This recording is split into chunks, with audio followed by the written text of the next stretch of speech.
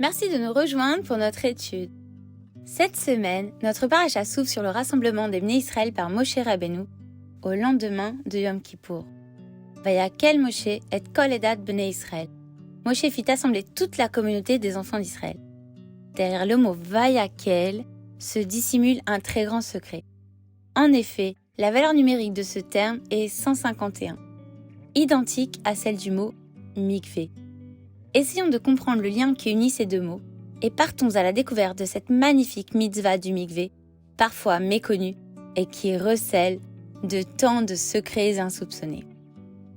Le mikvé lui-même est un bassin ou une source dans lequel l'homme ou la femme s'immerge pour devenir pur, comme cela est décrit dans la paracha de Vaïkra. Le mot « source » nous rappelant que l'eau du mikvé doit provenir d'une source naturelle ou encore de l'eau de pluie recueillie dans un bassin. C'est pour cela que les lacs ont le statut de mikvé. Et il en est de même avec la mer qui est décrite comme étant le plus grand mikvé naturel de notre planète. Le terme mikvé signifie aussi rassemblement. Il s'agit le plus souvent d'un rassemblement d'eau, comme cela nous est rapporté dans la paracha de Bereshit, où les mikvé amaim kara yamim. Le rassemblement des eaux, il l'appela mer. Ainsi, la similitude des mots mikvé et vayakel ne se joue pas simplement au niveau de leur valeur numérique, puisque dans la paracha de Bereshit, le mot mikvé est aussi traduit par rassemblement. De plus, nos sages nous enseignent qu'il y a 4 façons de se purifier, ce rassemblement, de ce vayakel équivalent au mikvé. Les réserves d'eau naturelle de la planète, ses océans, ses rivières, ses sources et ces lacs sont des mikvés dans leur forme originelle. Mais il est souvent difficile d'y accéder. C'est pour cette raison que les Juifs ont dû construire des bassins en guise de mikvé. Pour qu'un mikvé soit valide, il ne doit contenir que de l'eau, être creusé à même le sol, son eau ne peut être puisée par l'homme et il doit contenir une quantité d'eau équivalente à 40 CA, environ 760 litres. Comme nous l'avons vu, l'eau du mikvé doit provenir d'eau vive. L'eau est le symbole de la vie, car on ne peut vivre sans eau. Et soulignons que notre corps est aussi majoritairement constitué d'eau. Cette même eau dont la Torah nous dit qu'elle recouvrait toute la surface de la terre au moment de la création, et qui nous rappelle aussi le liquide amniotique dans lequel baigne le fœtus dans le ventre de sa mère. L'eau, le corps liquide par excellence, évoque le changement et le monde des possibles. Ainsi, elle peut prendre toutes les formes et toutes les couleurs. Mais quelle est l'origine du pouvoir purificateur de ces eaux ?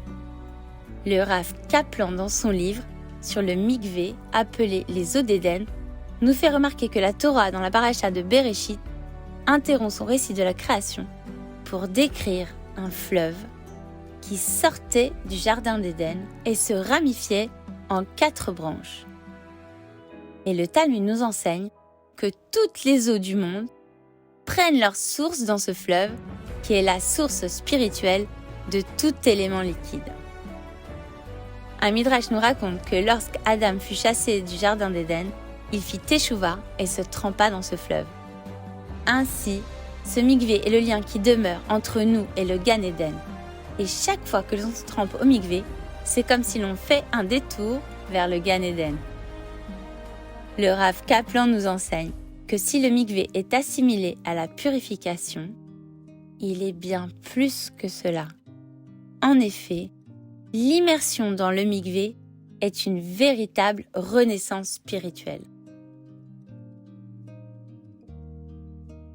40 CA est, comme nous l'avons vu précédemment, le volume d'eau nécessaire pour qu'un mikvé soit kasher. 40 est aussi la valeur numérique de la lettre hébraïque mem, première lettre des mots maïm, l'eau, et mikvé. Ce nombre 40 nous rappelle les 40 jours de déluge à l'époque de Noir pour reconstituer l'humanité, ou les 40 jours de Moshe Rabbeinu passés au mont Sinaï pour recevoir la Torah, ou encore les 40 jours au cours desquels Moshe supplie Hachem de pardonner le peuple juif après la faute du veau d'or et de leur permettre de prendre un nouveau départ. Les 40 jours où nous récitons les slirot au mois d'Elul pour faire teshuva et nous rapprocher d'Hachem. les 40 ans dans le désert pour la naissance d'une nouvelle génération. Ou encore les 40 jours nécessaires au développement d'un embryon et à la formation de son cœur. Les 40 jours où l'on organise des prières ou une afrashatrala pour la refoua shlema d'un malade. Le mikvé a le pouvoir de transformer une personne intégralement, lui permettant de changer de statut et de renaître. Ainsi, l'immersion dans un mikvé est l'une des étapes indispensables qu'un non-juif doit suivre pour faire partie du peuple juif.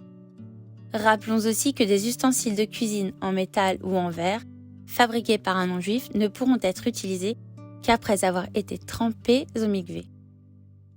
De même, avant de recevoir les 10 commandements, tout le peuple d'Israël s'est immergé dans un mikvé. Le Kohen Gadol doit aussi se tremper au mikvé le jour de Kippour pour atteindre un niveau spirituel exceptionnel, lui permettant d'entrer dans le Saint des Saints. Mais il devra aussi s'y tremper à sa sortie. Le Rav Kaplan nous révèle un secret. En sortant du Kodesh à Kodashim, le Kohen devait simplement retrouver sa dimension humaine de façon à poursuivre son service régulier dans le temple. De nos jours, les hommes ont aussi l'habitude de s'immerger le vendredi afin de mieux se préparer à la Gdusha du Shabbat, ce que nous rapporte la paracha par allusion. En effet, elle commence par le mot Vayakel, que l'on peut remplacer par mikvé, puis Moshe rappelle au peuple juif la mitzvah du Shabbat. Petit clin d'œil au fameux mikvé du vendredi après-midi avant Shabbat. La mitzvah du mikvé est aussi l'une des plus importantes de la vie conjugale et fait partie des 3 mitzvot de la femme, appelées aussi les mitzvot habayit. La fiancée devra se tremper au mikvé avant son mariage et chaque mois la femme comptera 7 jours après la fin de ses règles pour ensuite s'immerger dans un mikvé, mettant fin à son statut de nida. Le Rav Kaplan nous précise que cette notion de nida ne comporte aucune connotation d'impureté. Elle a pour signification nadad, signifiant renouveler ou séparer. Ainsi, après une période de séparation, c'est l'occasion des retrouvailles et d'une nouvelle lune de miel pour le couple, comme l'écrit si bien Rabbi Meir Balanès dans la Gemara, Shetiye Chaviva al Baala, Kesha'at Knisata la Choupa, pour qu'il la chérisse comme au jour de son entrée sous la choupa. Enfin, le mot mikvé par lui-même nous invite au renouveau spirituel, comme l'indique son nom en hébreu, qui peut se lire Mekavé, j'espère. Ce Shabbat, veille de Rosh Chodesh Nissan, nous lisons la parashat à Chodesh, nous rappelant la première mitzvah donnée par Hachem au peuple juif avant la sortie d'Égypte. La célébration de la nouvelle lune qui ne cesse de renaître, car son étincelle est toujours présente. Mais aussi cette croissance et ce renouvellement qui font écho au changement et à l'évolution qui existe en chacun de nous. Un changement tout simplement synonyme de vie, à l'image du mikvé qui vient nous purifier et nous ramener à la vie. Une vie où chaque instant est synonyme de mouvement et d'élévation, comme y fait allusion le mot mikvé, qui peut se lire aussi koma, signifiant étage. Car c'est par le mikvé que l'homme peut se redresser et s'élever pour retrouver l'état de perfection du jardin d'Éden. Ce Motzei Shabbat, nous allons entrer dans le mois de Nissan. Dans la Gemara Rosh Hashanah, il y a une discussion entre Rabbi Eliezer et Rabbi Yehoshua pour savoir quel est le jour précis de la création du monde. D'après Yehoshua, Rosh Chodesh Nissan serait ce fameux jour. C'est donc un jour chargé de renouveau. Et à partir de ce jour-là, c'est une grande mitzvah de prononcer la Birkat Hailanot, la bénédiction sur les arbres, afin d'admirer et remercier Hachem qui fait refleurir les arbres. En fin de compte, ces fleurs annonçatrices de renouveau ne sont-elles pas pour nous, en ce jour de Rosh Chodesh, une invitation supplémentaire à sortir du cercle de notre quotidien pour nous renouveler et nous inciter à donner nos plus beaux fruits.